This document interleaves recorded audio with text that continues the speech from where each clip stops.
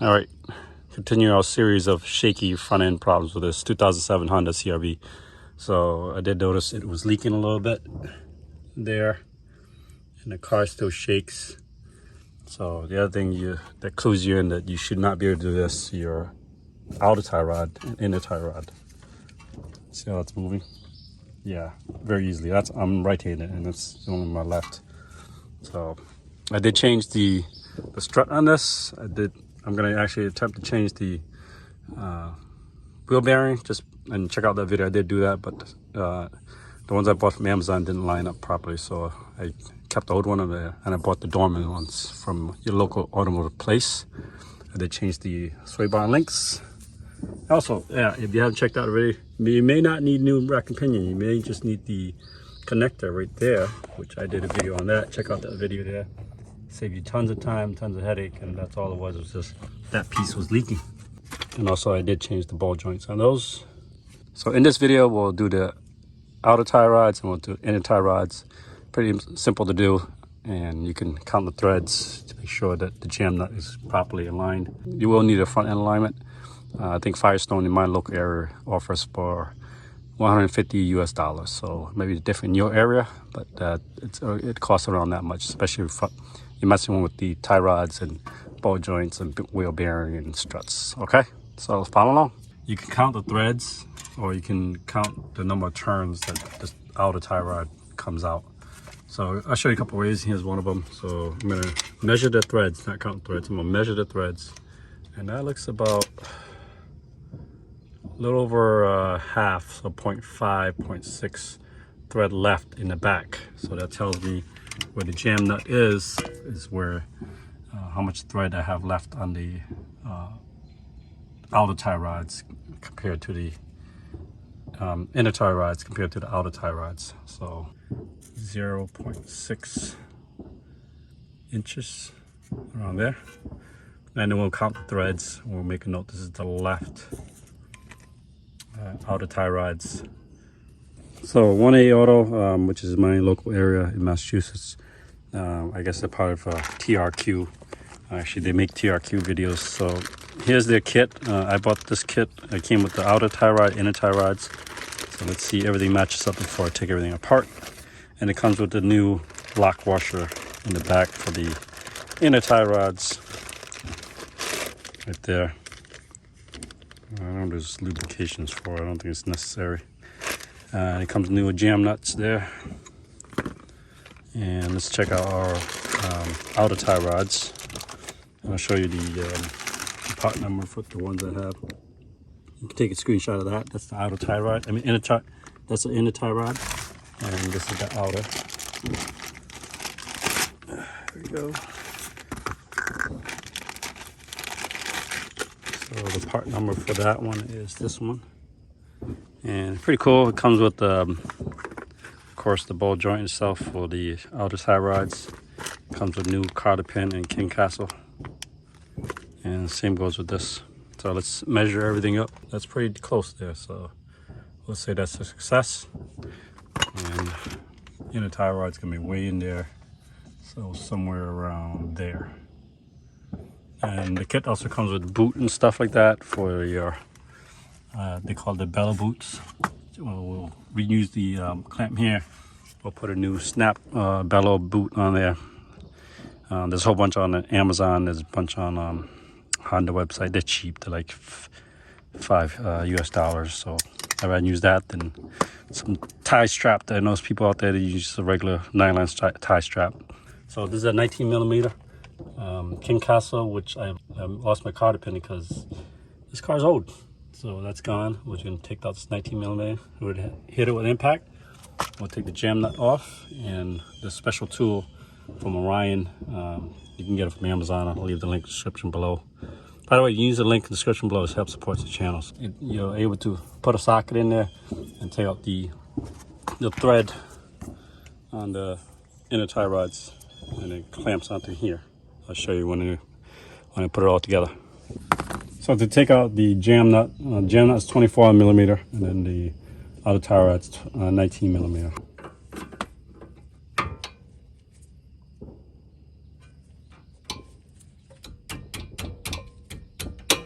There we go. Loose. Now we're going to hit this outer tie rod with a 19 millimeter.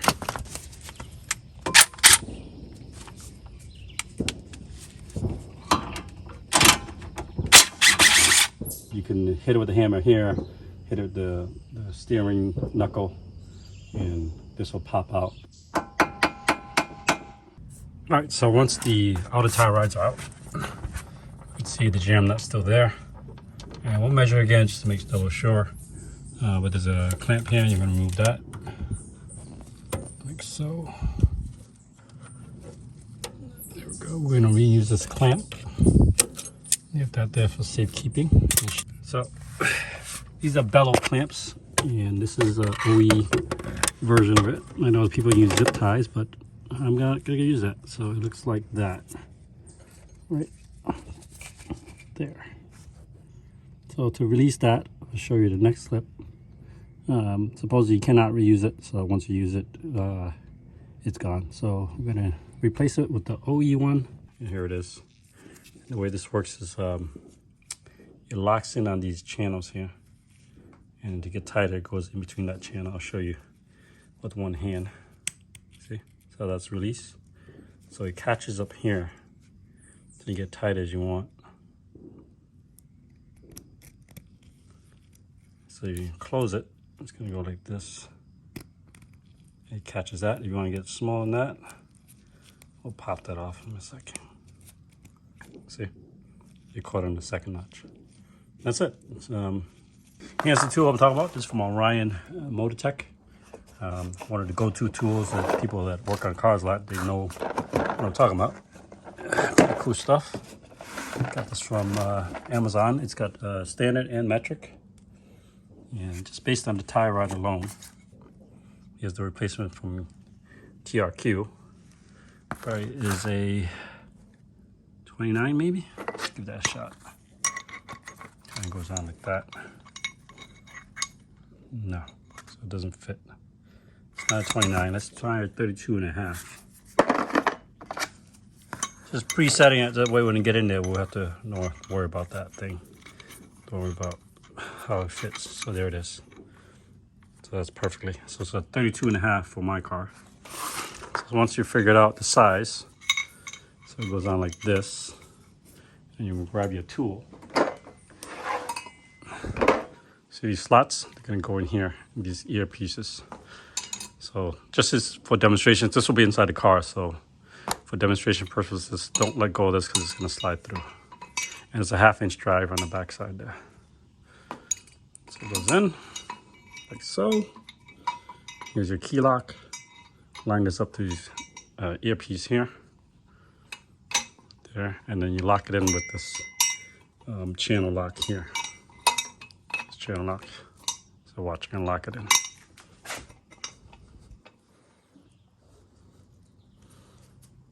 Like so. So once it's locked in, it's not going anywhere. So now you can ratchet out with a 1/2-inch drive like this. All right, get the idea? All right, I'm gonna try to do the best I can to get an angle for you guys to see what I'm doing in there to get rid of that bellow clamp.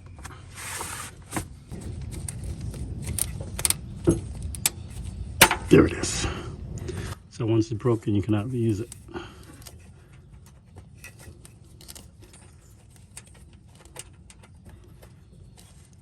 Slide that off. I should be able to pull the boot backwards to reveal. It looks like I have some leakage. So the boot's kind of stuck, so I got a flathead wedged in there. Put some WD-40 so we can slide this boot out. Otherwise, this will not fit over the boot. Let's lubricate that with some WD-40.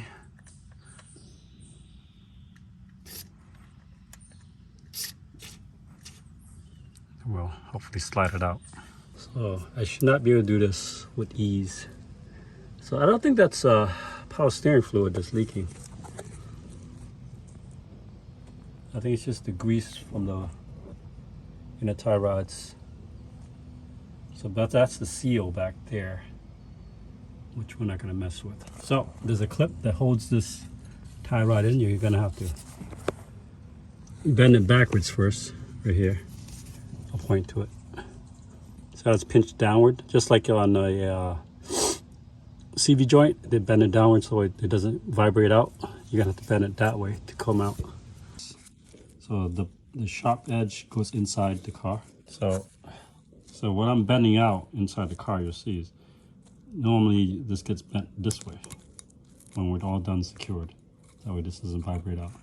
So to take it out, you're gonna push it that way with a flathead. Just enough to take it out. Then you should be able to twist this whole thing off.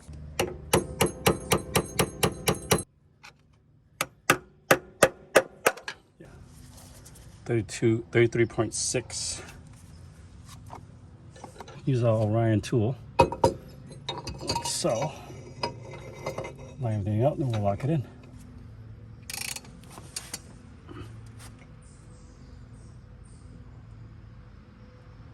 Over there. There it is.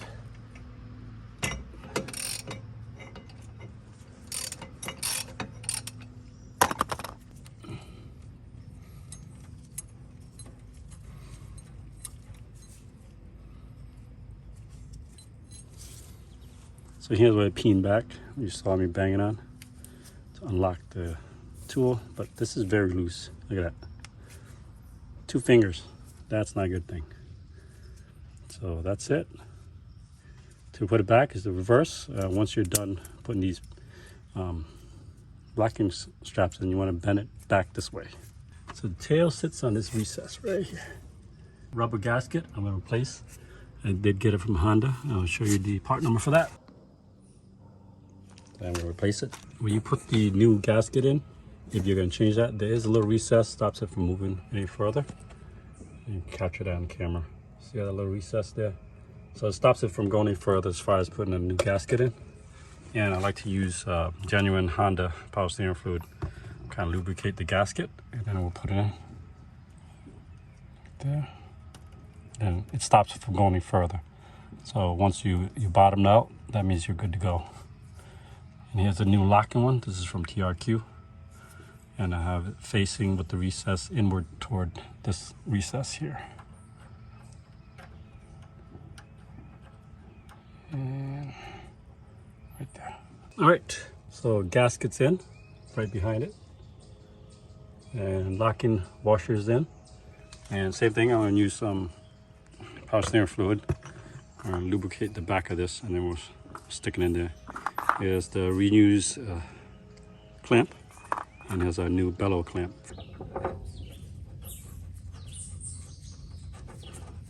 You want to cross thread it, so you go, just go slow. You can see it's very hard to move this inner tie rods. It should be like that, not like this. Compared to yeah. So you want to bottom it out, and then we'll go 1/8 of a turn. There's no torque spec for these. Comment below if you guys think otherwise, but it feels pretty to bottom out there. And then we'll go 1/8 of a turn.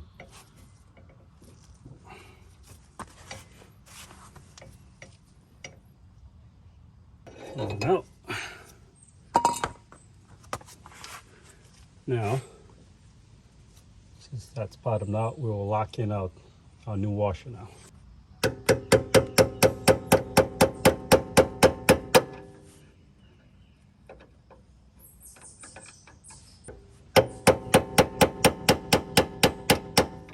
All right, jam nut is in, so I put a little duct tape to measure out how much I got left in the thread.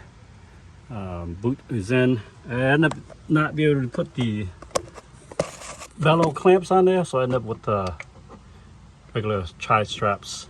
It is what it is.